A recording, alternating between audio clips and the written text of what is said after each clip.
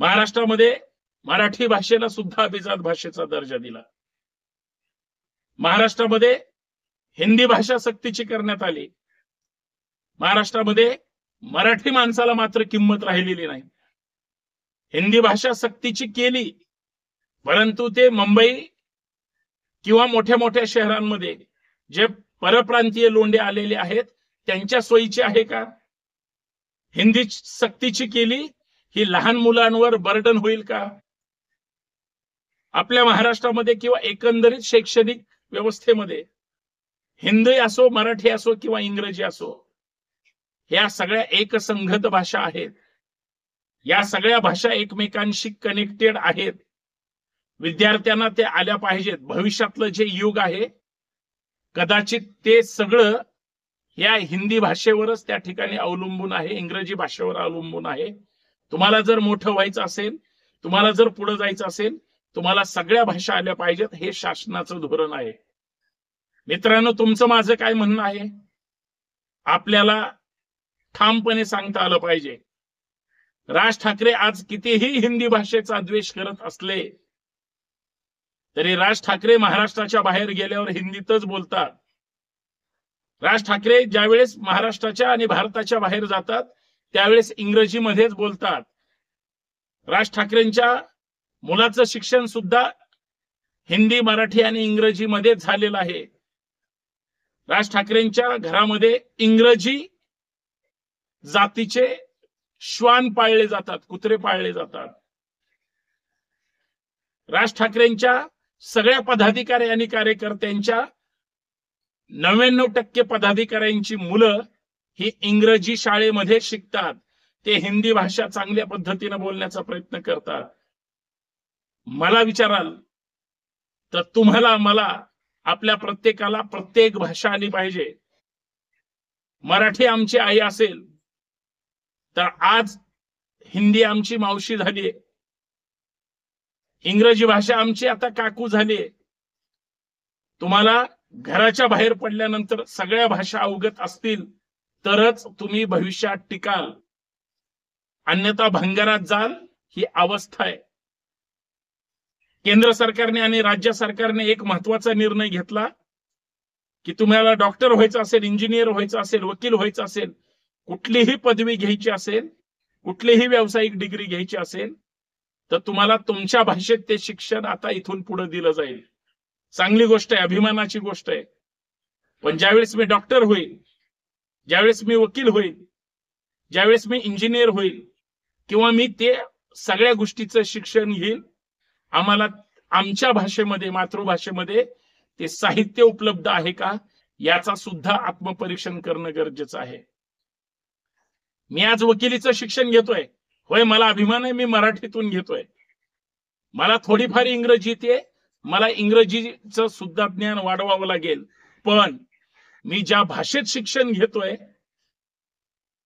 त्या भाषेचं वेगवेगळी पुस्तकं, नोट्स किंवा मोठे मोठे रेफरन्स, वेगळे वेगळे कायद्यामध्ये जर अभ्यास करायचा असेल तर तुम्हाला जे सुप्रीम कोर्टाचे निकाल असतील, जे हायकोर्टाचे निकाल असतील, हे सगळे तुम्हाला इंग्रजीमध्येच मिळतात, मराठीमध्ये किंवा आपल्या भाषेमध्ये मिळत नाहीत. मग मी प्रयत्न काय केला पाहिजे? सक्ती करणं म्हणजे एखाद्याला त्याला अभ्यास करायला लावणं. परंतु आजपर्यंत आम्हाला ऐच्छिक विषय म्हणून हिंदी आहे, इंग्रजी आहे, आम्ही तो स्वीकारलाच ना. मग राज ठाकरेंना किंवा मराठी म्हणून आंदोलन करायचं किंवा मराठी म्हणून जे काही राजकारण करायचंय, ज्या राज्यकर्त्यांनी, ज्या भाजपवाल्यांनी केंद्रात असो राज्यात असो हिंदी सक्तीची करण्याचा निर्णय घेतला, त्याच भाजप सोबत किंवा त्यांच्या सहयोगी पक्षासोबत राज ठाकरे युती करणार आहेत. त्यांची तशी बोलणी सुरू आहे. त्यांना तसा बिनशर्त पाठिंबा यांनीच दिलाय. म्हणजे आज जरी हिंदी भाषेच्या विरोधात राज ठाकरे आंदोलन करणार असतील, उद्या मात्र राज ठाकरे हे भाजप सोबत किंवा त्यांच्या सोबतच्या पक्षासोबतच युती करणार. लोकसभेला राज ठाकरेंनी त्याच्या अगोदर मोदींना कितीही नावं ठेवले, पण 2024च्या लोकसभेमध्ये राज ठाकरेंनीच बिनशर्त पाठिंबा दिला. हे राज ठाकरेंचं जे काही आंदोलनातलं आश्वासन आहे किंवा जे पाठिंब्याचं राजकारण आहे त्याच्यामुळे सगळे संभ्रमात आहेत. ज्याला जी भाषा आवडती, ज्याला ज्या ज्या भाषा अपेक्षित आहेत तो शिकणार आहे. तुम्ही मराठी भाषेसाठी भाजप सोबत युती सोडणार नाहीत. राज ठाकरे किंवा राज ठाकरेचे पदाधिकारी ते बरोबर आता विरोध करतील, उद्या मांडीला मांडी लावून बसणार आहेत. फक्त महाराष्ट्राची दिशाभूल आहे एवढं फक्त लक्षात ठेवा. आज दिशाभूल करतील, उद्या हीच लोक तुम्हाला मतदान करणार आहेत का याचं सुद्धा आत्मपरीक्षण केलं पाहिजे. याच मुद्द्यावर मित्रांनो चर्चा करायची, कारण मुद्दा फार महत्वाचा आहे. म्हणून सर्वांचं या चर्चेमध्ये हार्दिक स्वागत. जय जिजाऊ जय शिवराय. मी संतोष शिंदे. हिंदी भाषा सक्तीची केली, काहीच अडचण नाही. हिंदी भाषा सुद्धा आपल्या भविष्यात सगळ्या मुलांना आली पाहिजे. इंग्रजी भाषा शाळा आल्यात, पण पहिल्याच मराठी शाळा संपवण्याचं काम हे राज्य सरकार करतंय. इतर भाषा त्यांना सक्तीची करायची, कारण 80% भाजपवाल्यांचे, 90% नेते आणि पदाधिकारी भाजपवाल्यांचे हे हिंदी भाषिकच आहेत. सगळे हिंदी भाषिक लोक महाराष्ट्रावर आक्रमण करू पाहत आहेत. त्यांना हिंदी तर त्यांना येते, पण महाराष्ट्रातल्या लोकांना हिंदी येत नाही आणि मग वाद होतात. ते वाद मिटवण्यासाठी सरकार प्रयत्न करतंय असं कधी कधी मला वाटतं. परंतु एज्युकेशन, तुमची बोलीभाषा, तुमचा संवाद, तुमचं नेटवर्क हे त्या त्या ठिकाणी त्या त्या भाषेमध्ये संवादात्मक असलं पाहिजे आणि ती गरज पडते.